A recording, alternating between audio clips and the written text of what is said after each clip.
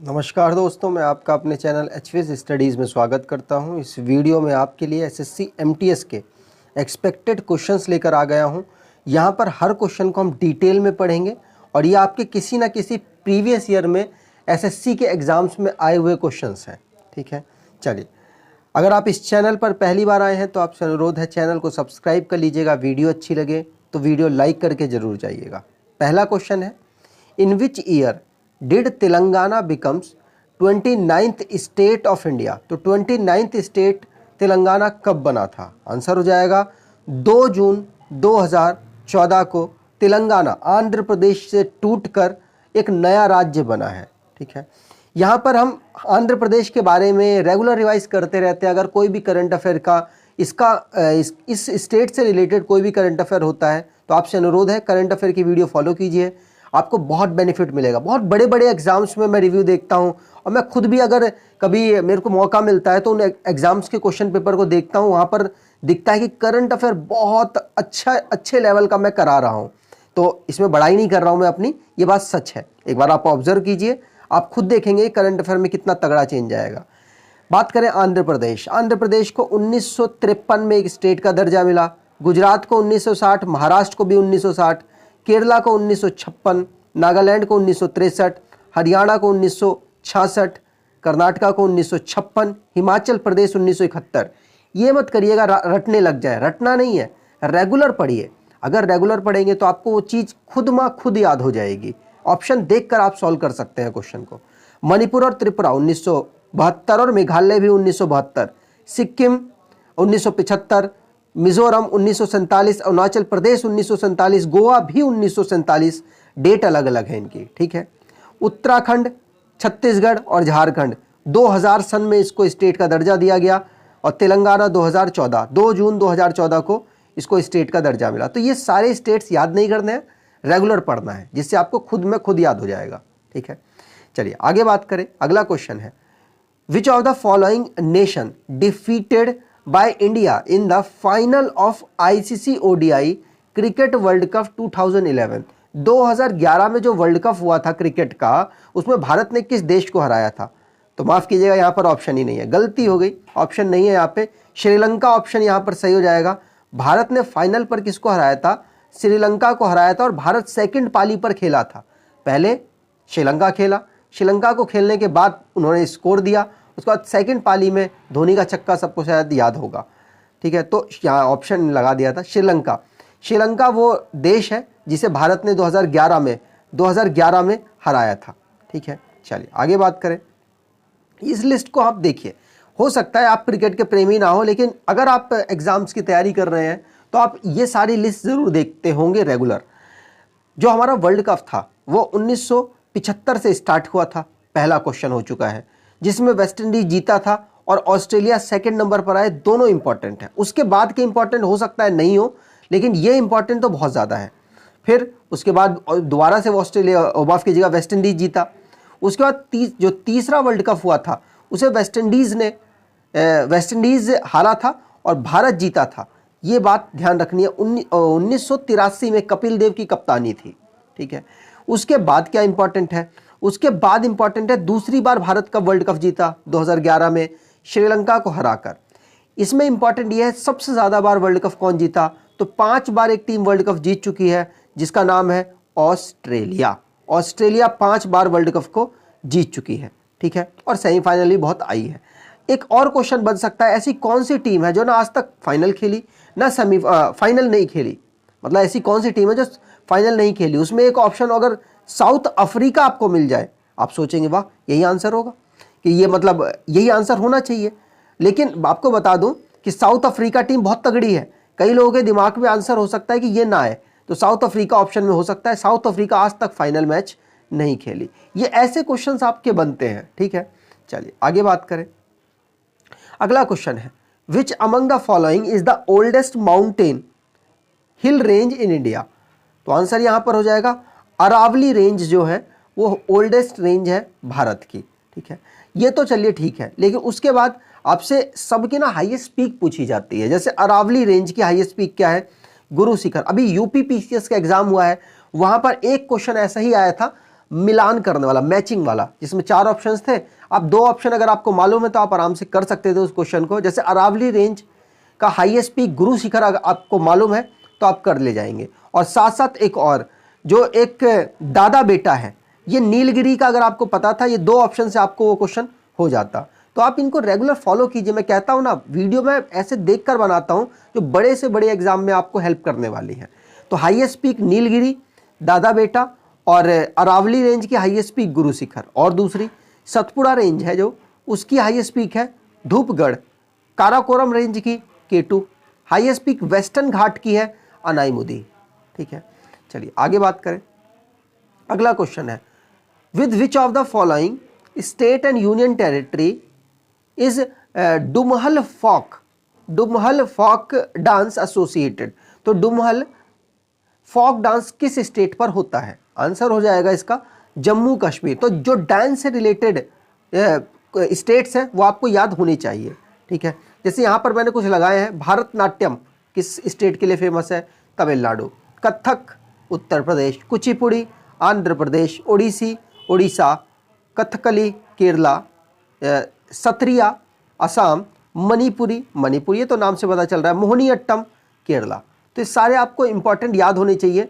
याद नहीं भी है तो आप कहीं लगा लेंगे और बार बार पढ़ते रहेंगे तो आपको याद हो जाएगा। ये मैंने अपने से एक्सपीरियंस किया है। ठीक है, अगला क्वेश्चन है, which among the following financial institution was nationalised in 1949। 1949 में इनमें से कौन सा ऑर्गेनाइजेशन, और ऑलमोस्ट सारे बैंक लिखे हुए हैं, तो ये नेशनलाइज हुआ था? आंसर हो जाएगा, यहाँ आरबीआई की बात चल रही है। आरबीआई को 1 जनवरी 1949 को नेशनलाइज किया गया था। इसको बनाया कब था? 1935 में। 1935 में इसको बनाया गया था। किस एक्ट के अंतर्गत? तो 1934 एक्ट के अंतर्गत इसको बनाया गया था। ठीक है, इसकी बात की जाए नेशनलाइजेशन की तो 1 जनवरी 1949 को नेशनलाइज हुआ और यही क्वेश्चन था। इसके एम्बलप में पैंथर और पाम ट्री है, और आरबीआई के गवर्नमेंट ऑफ इंडिया इसको रेगुलेट करती है, मतलब ऑन करती है। स्टार्टिंग में इसका हेडक्वार्टर कलकत्ता था, बाद में इसका हेडक्वार्टर मुंबई हो गया। कब से? 1937 से इसका हेडक्वार्टर मुंबई हो गया। जो इसके गवर्नर हैं वो 4 साल के लिए चुने जाते हैं। अगर बात की जाए पहले गवर्नर की, तो पहले गवर्नर हैं सर ओसबोर्न स्मिथ, जो कि 1937 तक रहे। उसके बाद सीडी देशमुख पहले भारतीय गवर्नर थे, जो 1943 से 1949 तक रहे थे। ठीक है, भारत के इकलौते प्राइम मिनिस्टर मनमोहन सिंह जी इसके गवर्नर रहे थे। वो कब रहे थे? तो 1982 से लेकर 1985 तक। पहली इनकी डिप्टी गवर्नर भी रही महिला, जिनका नाम है केजे उदेशी। मैं आपको बता दूं, इनकी जो गवर्नर है आज तक कोई महिला नहीं रही, लेकिन डिप्टी गवर्नर पहली कौन थी? केजे उदेशी। आगे बात करें, अगला क्वेश्चन है, which of the following activities can be classified as the part of secondary sector of the economy. ये क्वेश्चन आया यूपी पीसीएस में। यूपी पीसीएस का जो एग्जाम हुआ है अभी रिसेंटली में, मैंने एनालाइज जब उसमें किया था, तो एक क्वेश्चन आया था कि मैन्युफैक्चरिंग का जो सेक्टर है वो किस स्टेज में आता है? फर्स्ट, प्राइमरी, सेकेंडरी या टर्सरी, इस तरीके से ऑप्शन थे। तो यहाँ पर ये उसी तरीके का क्वेश्चन है, और आपको पता होगा कि एमटीएस में भी अच्छे लेवल के क्वेश्चंस आ रहे हैं। तो आंसर हो जाएगा जो सेकेंडरी है वो फार्म इक्विपमेंट और मैन्युफैक्चरिंग वाली जो फील्ड है उससे रिलेटेड है। ठीक है, यहाँ पर सारी फील्ड के बारे में जान लेते हैं। जैसे प्राइमरी सेक्टर, जो रॉ मटेरियल जहाँ से एक्सट्रैक्ट होता है, जो मतलब निकाला जाता है, उससे रिलेटेड है। जैसे कि जो एग्रीकल्चर वाली फील्ड है वो प्राइमरी सेक्टर हो गया, फिशिंग फार्मिंग है वो प्राइमरी सेक्टर हो गया। कोई रॉ मटेरियल निकाल रहे हैं, जैसे आयरन को हम निकाल रहे हैं किसी माइन से, कोयले को निकाल रहे हैं, तो ये कौन सा सेक्टर है? प्राइमरी सेक्टर है। सेकेंडरी सेक्टर क्या होता है? जो भी फर्स्ट पहली चीज में आया, मतलब प्राइमरी सेक्टर में आया, उसको यूजेबल चीज में कन्वर्ट करेगा।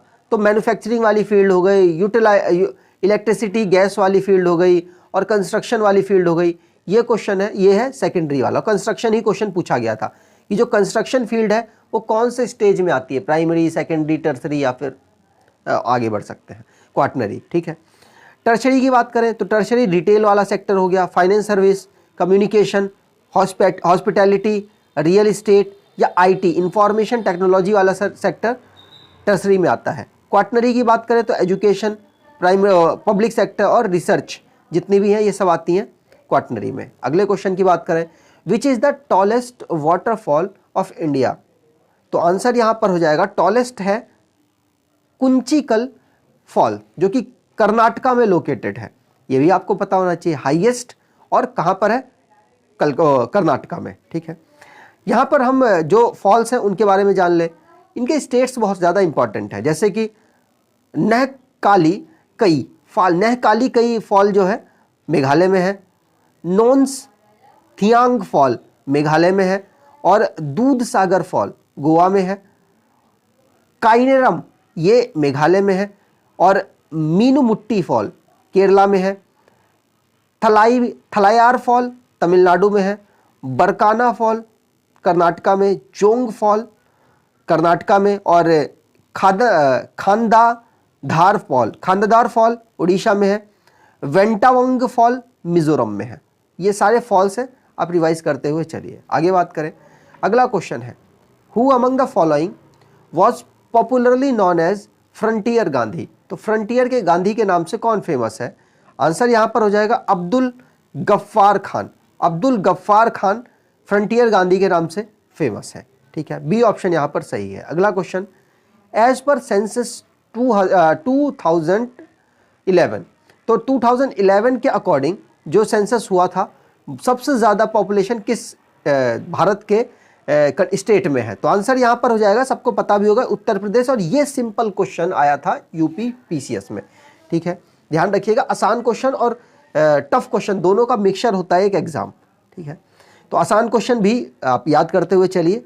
अब जो सेंसस हुआ है उसके बारे में जो इंपॉर्टेंट पॉइंट है लिखे हुए हैं, least populated union territory Lakshadweep है, हाईएस्ट पॉपुलेटेड स्टेट यूपी है, हाईएस्ट डेंस स्टेट बिहार है, और highly dense United union territory माफ कीजिएगा दिल्ली है।